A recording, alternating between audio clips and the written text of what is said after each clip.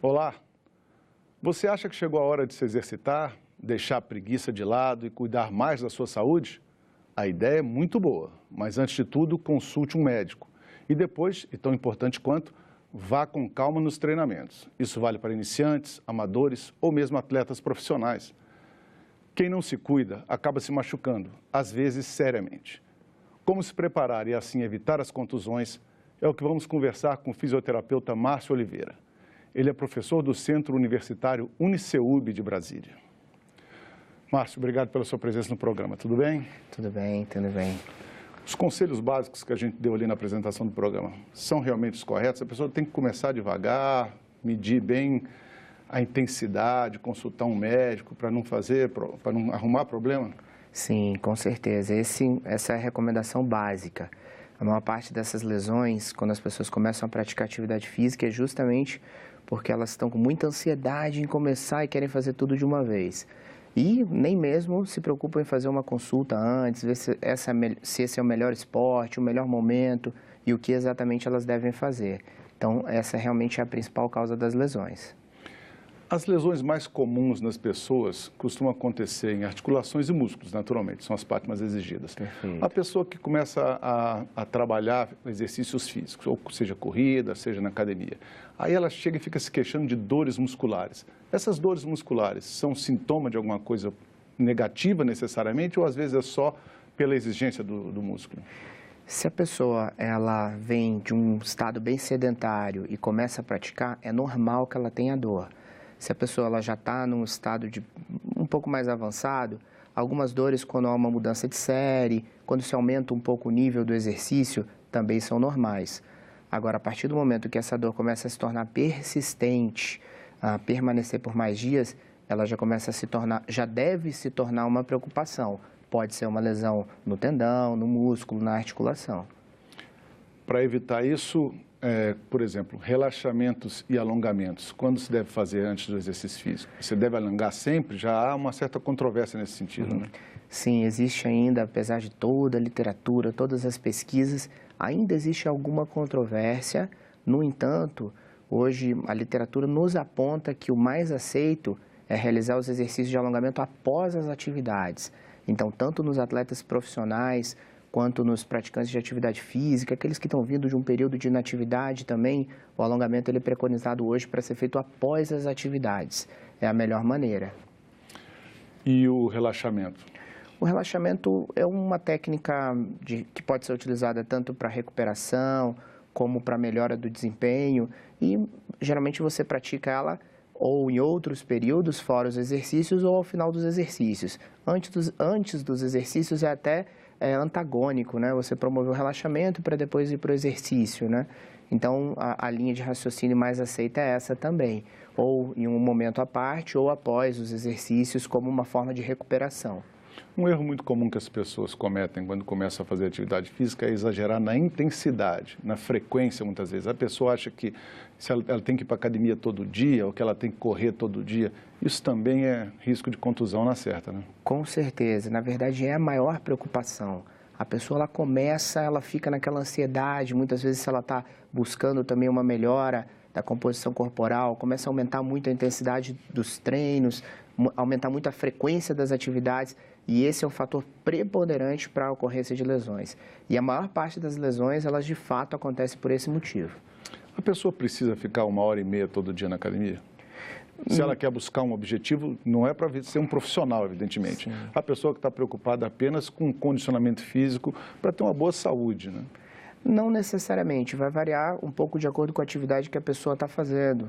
Existem atividades cuja intensidade é menor, então o tempo de realização é maior. Agora, existem outras atividades de intensidade maior, então o tempo é menor. Mas isso tudo pode ser dosado junto com o preparador que está conduzindo a atividade, desde que a pessoa respeite a opinião do profissional e vá respeitando também os limites do seu corpo, ela pode fazer 30 minutos, 1h30, dependendo desses objetivos. Quais são as áreas que você encontra no seu trabalho, as áreas do corpo que são mais suscetíveis à contusão por erro de treinamento, por exemplo? Olha, sem dúvida alguma, nós temos 3 segmentos do corpo que são muito suscetíveis. O primeiro deles, a coluna vertebral, em seguida o ombro e depois o joelho. Dependendo da modalidade, ora mais a coluna, o ombro ou o joelho, mas esses, sem dúvida, são os principais segmentos corporais que têm sido lesionados nas pessoas.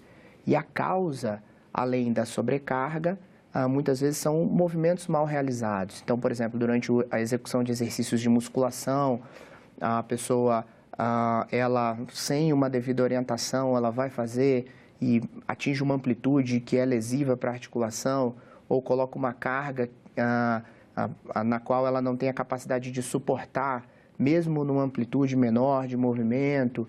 Isso vale tanto para o joelho, quanto para o ombro, quanto para a coluna vertebral. Quem malha em academia tem que tomar que tipo de cuidado? Olha, o primeiro cuidado, sem dúvida alguma, é a estruturação de uma série adequada para os seus objetivos, respeitando os seus limites. O segundo, sem dúvida alguma, é fazer uma progressão ideal. Isso ela pode conseguir junto com o professor. Essa progressão ela vai respeitar um volume, uma intensidade de acordo com a característica e com o objetivo dessa pessoa. E, com certeza, respeitar uma frequência de realização também. Se esses cuidados forem tomados, as chances de se machucar elas são muito pequenas. E quando a pessoa tem uma contusão em articulação, por exemplo, muitas vezes provocada por um erro na execução do exercício, a pessoa está correndo o risco de ficar um longo período inativa, né? Sim, com certeza. Como é que seria a recuperação nesse caso? A pessoa para ficar sabendo em casa, ó, se você fizer esse exercício exageradamente, você corre o risco de ter uma lesão de ombro que pode te deixar parada por muito tempo, né? Sim, com certeza. Olha, a partir do momento que a pessoa ela detecta, ou enfim, alguma pessoa ao redor que está orientando, detecta que houve o problema, a melhor coisa é que seja diagnosticada a presença de uma lesão. A partir do diagnóstico da presença dessa lesão, que é feito por meio de uma consulta com o ortopedista, faz-se um tratamento adequado e essa pessoa volta às atividades. É importante destacar, hoje, dentro da reabilitação esportiva, nós sabemos que o corpo ele funciona melhor em movimento, ele se recupera melhor em movimento. Então, não significa que ela sofreu uma determinada lesão, ela tem que parar todas as atividades. Então, isso, por meio das condutas da fisioterapia, nós conseguimos fazer com que a pessoa ela vá retornando às suas atividades e vá cicatrizando a sua lesão. E aí, progressivamente, ela vai se tornando, vai voltando à sua normalidade, vai fazendo as suas atividades sem problemas. Fisioterapia, as pessoas costumam associar a uma série, às vezes longa, de sessões. Já existem métodos que reduzem esse tempo de tratamento ou continua se adotando mais essa técnica de vamos com calma, vamos primeiro reduzir a dor, vamos reduzir a inflamação e vamos retomar os movimentos, por exemplo? Então, nos últimos 10 anos, nós temos passado por uma evolução muito substancial dos métodos de tratamento. Então, as condutas hoje têm nos permitido promover uma recuperação muito rápida, dentro de um prazo curto, mas sem que haja prejuízo para a pessoa, o que é fundamental. Então, a ideia realmente é essa. Dificilmente você estaciona a pessoa, vou utilizar esse termo, afasta ela totalmente das suas atividades. Se ela tem uma lesão em um determinado segmento, mas outros segmentos podem ser trabalhados, a ideia é que ela continue trabalhando dessa maneira sim. Então, com isso, nós reduzimos muito tempo e temos entendido que realmente o corpo funciona melhor em movimento do que em repouso. Quem corre costuma ter lesões recorrentes, tendão de Aquiles, às vezes é fascite plantar, que é uma inflamação, né, na sola do pé e tal. Como é que a pessoa faz para evitar isso? Ou se ela já tem isso, já tem o caso de duas, três crises, existe algum tratamento preventivo para isso? Sim, com certeza. Então, hoje, a gente costuma dizer da seguinte maneira, para que a gente possa entender a lesão dentro de uma determinada modalidade, a gente estuda todas as lesões dessa modalidade. E aí depois vamos começando a identificar os fatores que nós chamamos tecnicamente de extrínsecos, que são decorrentes do material, das condições, do ambiente que a pessoa, por exemplo, corre, e os intrínsecos que são inerentes ao próprio indivíduo, como, por exemplo, encurtamentos musculares, o mau condicionamento, a dificuldade na capacidade de recuperação e por aí vai. Os extrínsecos seriam, por exemplo, um calçado inadequado, a pessoa correr num lugar muito duro? Então, ou seja, nós precisamos manipular todos esses fatores. Então, se a pessoa ela está começando a manifestar um sintoma, peraí, vamos lá, será que ela está treinando excessivamente ou será que o calçado dela é inadequado? Por quê? Uma coisa é você usar um calçado para passear, para ter uma atividade social. Outra coisa é para correr 5 quilômetros, 10 quilômetros, 2, 3, 4 vezes por semana. Então, nesse momento, a sobrecarga ela começa a fazer uma diferença. Então, se não houver um calçado inadequado, se não houver uma boa capacidade muscular no que diz respeito à flexibilidade, a capacidade de gerar força, a mobilidade das articulações, tudo isso, sem dúvida alguma, pode influenciar e se torna um fator causador do sintoma da lesão. Existe um slogan que era usado muito na prática esportiva, que veio dos Estados Unidos, chamava No Pain, No Gain, né? Que quer dizer, sem dor você não tem resultado. Sim. Esse é meio falacioso, né? Bom, nós sabemos que o esporte de alto rendimento, ele realmente supera muito a capacidade do indivíduo, mas envolve outras variáveis. No entanto, a atividade física para fins de saúde, na maior parte das vezes, ela não precisa levar esse slogan tão a sério. Mas nós sabemos também que precisamos romper determinados limites de adaptação para que a gente possa aumentar um pouquinho o nosso condicionamento, o nosso nível. E isso às vezes gera um pouquinho de dor, mas não é uma lesão, é algo que faz parte da recuperação do próprio corpo. Então, no esporte, o no pain, no gain é muito comum, muitas vezes é o que faz a diferença para uma conquista, mas na prática de atividade física regular, não precisa ser levado tão a sério. Além da corrida, que é praticamente o esporte mais praticado pelas pessoas, porque é muito fácil, você bota um tênis, você vai para a rua, você vai para o parque, você não precisa nem de academia, né? Também tem o ciclismo. Brasília, principalmente, é uma cidade que tem muita prática de ciclismo, né?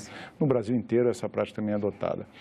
Existem riscos também, além dos riscos que já se enfrenta no trânsito, quem vai pedalar no trânsito, o risco de você ficar muito tempo naquela posição, isso pode ser prejudicial no corpo? Com certeza. Então, o praticante de ciclismo, ele precisa encontrar o material adequado. A bicicleta dele, ela tem que, não é ele que se adapta à bicicleta, a bicicleta ela é ajustada, adaptada a ele, para que mesmo em determinadas posturas, ele tenha um maior conforto, uma maior mobilidade articular e possa evitar problemas. Além das dores musculares, as pessoas se queixam muito de câimbras. Câimbras é um sintoma orgânico ou é um sintoma do exercício em si? Então, tem muitas teorias que explicam a causa da câimbra. Fatores metabólicos, a fadiga do atleta num determinado momento, um problema circulatório. Então, todos esses fatores podem gerar e devem ser investigados se a câimbra está acontecendo de forma recorrente. Às vezes, um episódio, às vezes, uma baixa hidratação do atleta pode gerar por si só. Mas se ela está se tornando recorrente, incapacitante e pode até gerar uma lesão muscular mais séria, devem ser investigados todos esses fatores. Como é que um praticante de atividade física, que é um leigo na área de fisioterapia e de medicina, consegue identificar, por exemplo, se ele teve um estiramento muscular? Olha, não é fácil identificar que é exatamente um estiramento. Por quê? Primeiro, existem graus de lesão. E para cada grau, a sintomatologia ela difere um pouco. Mas, a partir do momento que ele está fazendo uma determinada atividade, ele sente que o músculo dele, ele abruptamente sentiu muita dor naquele músculo, não consegue mais apoiar o segmento dele, o pé no chão, alguma coisa nesse sentido, e a dor é bem localizada dentro do músculo, então as chances dele ter tido uma distensão muscular, estiramento muscular, elas são realmente muito grandes. Tendinites, outra coisa que incomoda demais as pessoas, é também resultado de esforço repetitivo em exagero? Com certeza. Na verdade, essas lesões do tendão, elas são geradas na maior parte das vezes por acúmulos repetitivos de esforço sem uma devida capacidade de recuperação. Então, por exemplo, aquele indivíduo que começa a fazer um exercício na academia, começa a progredir muito a carga sem uma organização. Aquilo leva a uma lesão no tendão e essa lesão no tendão vai persistir, vai aumentar e vai virar ali um quadro crônico que impede ele de fazer as atividades. Então, a principal causa realmente é a sobrecarga. Isso tem a ver com idade também? Quer dizer, as pessoas com mais idade têm tendência a ter mais contusões? Com certeza, isso é uma evidência científica. Nós sabemos que as lesões elas são muito mais prevalentes nas pessoas que têm maior idade, seja praticantes de atividade física e principalmente para atletas de alto rendimento. É o desgaste da máquina, por assim dizer, natural que acontece, né? Com certeza, a capacidade de recuperação diminui, a massa muscular diminui e todos esses fatores fazem com que a recuperação seja realmente diferente de um adulto jovem ou de um adolescente. A partir de que idade você acha que uma pessoa deve começar a tomar mais cuidado e ser mais, digamos assim, conservador na sua prática física? Olha, na verdade, nós encontramos hoje lesões desde a infância, adolescência, até em praticantes de atividade física muito mais velhos. A preocupação com a qualidade do exercício, com a qualidade do movimento, ela deve começar desde a infância e persistir ao longo de toda a vida do indivíduo. Crianças, hoje em dia, praticamente não se movimentam como se movimentavam em gerações passadas. Isso é um problema para o futuro adulto? A criança hoje em dia quase não corre na rua, não anda de bicicleta, não sobe em árvore como se fazia antigamente. Hoje elas ficam muito confinadas dentro dos seus quartos, às vezes no seu computador, no seu telefone celular. Isso pode ser um problema futuro? Pode ser um paciente para você? Com certeza. A gente diz que essa geração ela pode estar criando um analfabetismo motor. E isso vai repercutir da infância para a adolescência, da adolescência para a idade adulta e vai seguir ao longo da vida, com certeza. Volto a falar, o corpo funciona melhor em movimento. E não só as articulações, os músculos, o coração, os pulmões e os sistemas de um modo geral. Na outra ponta, os da terceira idade, os idosos, esses devem ser incentivados a praticar exercício físico, né? Com certeza. Não somente para a melhora do seu bem-estar naquele determinado momento, mas para a prevenção de outras doenças oportunas futuras. Como o nosso assunto aqui são as contusões esportivas, as pessoas muitas vezes tentam aquele caminho que é o caminho mais arriscado, que é resolver em casa. Então, eu estou com uma contusão, aí eu coloco um gelo, eu estou com uma contusão, eu faço uma compressa, eu estou com uma contusão, eu passo uma pomada.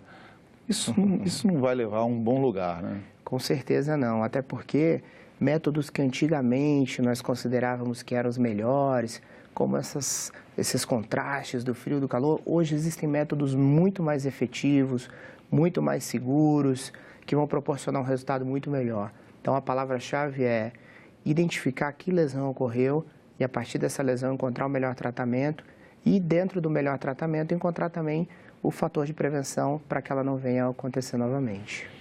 Você tem uma experiência profissional grande no trato de atletas profissionais também, né? Que são aí já são praticantes de atividade que estão no alto desempenho. Perfeito. Eles, quase todos os dias, eles desafiam os limites do próprio corpo, né? Perfeito.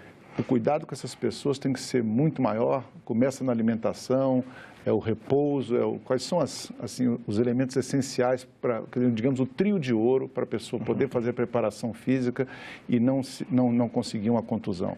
Olha, tem que se somar um bom condicionamento físico com um bom suporte nutricional e, logicamente, uma boa capacidade de recuperação. Se esses três elementos se somarem com bons treinos técnicos, uma organização, as chances de você diminuir as lesões esportivas são muito grandes. Então, é possível, uma pergunta que a gente faz muito nas palestras, nas aulas, é possível eliminar as lesões esportivas? O que você acha, Silvio? É possível? Acho impossível. Mas é possível diminuir o número de lesões e a gravidade dessas lesões? Sim. É possível.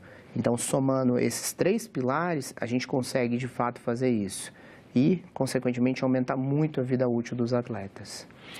Você identifica na sociedade já uma melhor conscientização em relação à necessidade da prática de educação física? Com certeza.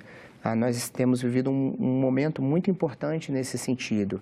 Então, esse conceito de prevenção de lesões esportivas é um conceito, pode-se dizer que passou a ser realmente aplicado aqui no Brasil nos últimos 10 anos.